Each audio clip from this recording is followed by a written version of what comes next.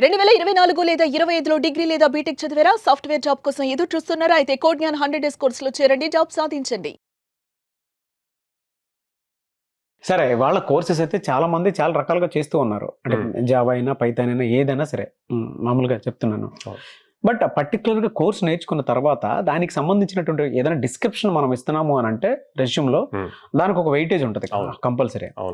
ఆ వెయిటేజ్ ని Python course నేర్చుకున్నటువంటి వాళ్ళు ఎవరైతే ఉన్నారో వాళ్ళు ఏ విధంగా క్రియేట్ చేసుకోవాలి, ఆ రెజ్యూమ్లో అసలు ఎలా వాటిని బిల్డ్ చేయాలి? సో బేసిక్గా పైథాన్ నేర్చుకున్న వాళ్ళు అండి, జనరల్ ఇప్పుడు ఫ్రెషర్స్ గురించి మాట్లాడుతున్నాం కాబట్టి అందరు చేసే మిస్టేక్ ఏంటంటే డైరెక్ట్గా పైథాన్ డెవలపర్ అని ఎట్లాగా మెన్షన్ చేస్తారు, బ్యాక్ ఎండ్ డెవలపర్ అని ఇలాగా. అలా కాకుండా పైథాన్ ఒక్కటి నేర్చుకుంటే ఎప్పుడు జాబ్ రాదండి. పైథాన్తో పాటు కనెక్ట్ అయ్యి ఉన్న ఫ్రేమ్ వర్క్స్ నేర్చుకోవాలి.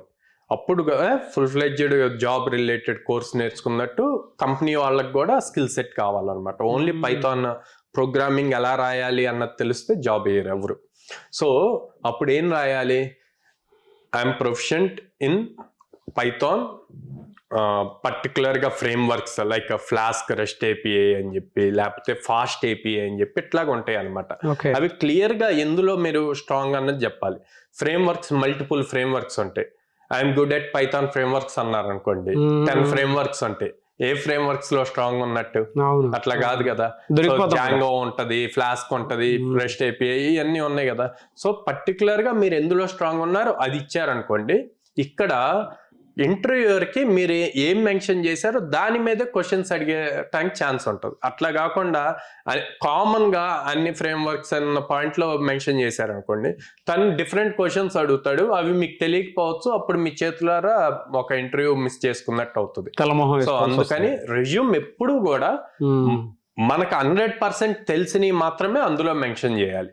మనకు తెలియని అందులో పొరపాటును కూడా మెన్షన్ చేయకూడదు. సెకండ్ థింగ్ వచ్చేసి పైథాన్ ఎప్పుడు కూడా మీరు ఒక ప్రోగ్రామింగ్ లాంగ్వేజ్ కింద అట్లా యూజ్ అందులో చూపించకూడదు, ప్రొజెక్ట్ చేయకుండా దాన్ని యూజ్ చేసుకొని మీరు ఒక ప్రాజెక్ట్ ఎలా బిల్డ్ చేశారు, లేకపోతే ఒక యూజ్ కేసుని ఎలా సాల్వ్ చేశారు అన్నది మెన్షన్ చేయాలి. సో అది ఎలా మెన్షన్ చేస్తారు? సో మనం జనరల్ గా ఆటోమేషన్ ఉంటుందండి. సో మాన్యువల్ గా చేస్తూ ఉంటాం వర్క్ ని. మీ మాన్యువల్ గా చేసే వర్క్ ని నేను మా ప్రాజెక్ట్ లో పైథాన్ యూజ్ చేసి ఆటోమేషన్ చేశాను, దీనివల్ల 4 hours లో అవ్వాల్సిన వర్క్ 10 minutes లో అయిపోయింది అన్నది మెన్షన్ చేయాలి. అప్పుడు ఇంటర్వ్యూవర్కి ఒక ఇంప్రెషన్ పడుద్ది, ప్రాక్టికల్ గా ఇలా చేసి ఉన్నాడు, ఒక ఇంప్రెషన్ వస్తుంది. అవును. సో 4 hours వర్క్ ని 10 minutes కి తీసుకొచ్చాడు, మన ప్రాజెక్ట్ కూడా యూజ్ అవుతాడు అన్నది. అట్లాగే టెస్టింగ్ ఉంటుంది, ఆటోమేషన్ టెస్టింగ్.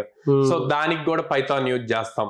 సో మళ్ళీ మల్టిపుల్ ఏఐ టూల్స్ వస్తాయి, అవన్నీ కూడా పైథాన్ తో వర్క్ అవుతాయి. వాటిని ఎలా ఇంటిగ్రేట్ చేసాం, ఆల్రెడీ బిల్డ్ అయ్యి ఉన్న ఎంటైర్ పైథాన్ ప్రాజెక్ట్ లోకి న్యూ ఏఐ టూల్ ని ఎలా ఇంటిగ్రేట్ చేసాం, దాన్ని యూజ్ చేసుకొని ఎలాంటి యూజ్ కేసెస్ సాల్వ్ చేసాం అన్నవి మెన్షన్ చేయాలి.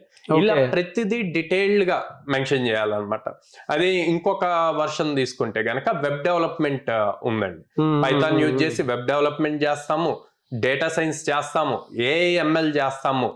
ఓకే, మనం రాకెట్స్ లో యూజ్ చేసే కోడ్ అంతా పైథాన్ తోటే రాస్తారు. So multiple packages and libraries ఉంటాయి పైథాన్ లో.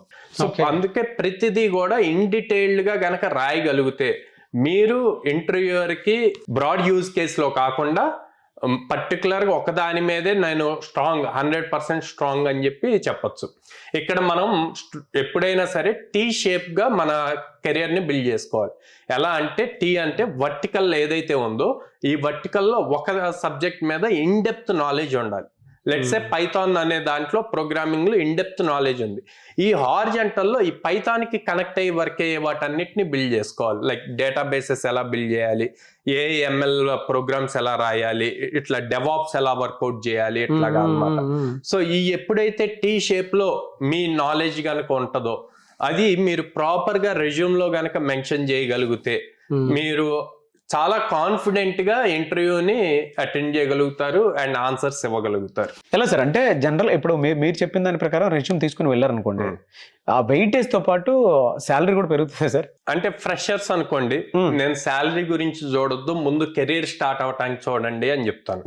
అదే 2 years 3 years ఎక్స్పీరియన్స్ అనుకోండి, ప్రాపర్ నాలెడ్జ్ బేస్డ్ పాయింట్స్ మాట్లాడితే గనక శాలరీ వైజ్ ఇంప్రూవ్మెంట్ ఉంటుంది. ఎంతవరకు ఉండేటువంటి అవకాశం ఉంటుంది సార్? అంటే లైక్ సాఫ్ట్వేర్ ఇండస్ట్రీలో 3 years తర్వాత, 3 years ఎక్స్పీరియన్స్ వచ్చిన తర్వాత ఎలా క్యాలిక్యులేట్ చేస్తారంటే ఎవ్రీ ఇయర్ కి 3 LPA కింద క్యాలిక్యులేషన్ ఉంటుంది.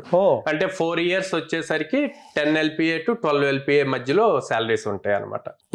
మిమ్మల్ని అప్రోచ్ అవ్వాలంటే స్టూడెంట్స్ అయినా సరే, పేరెంట్స్ అయినా సరే, ఏ విధంగా అప్రోచ్ అవ్వాలి? And at the same time అంటే మీ ఇన్స్టిట్యూట్స్ ఎక్కడెక్కడ ఉన్నాయి?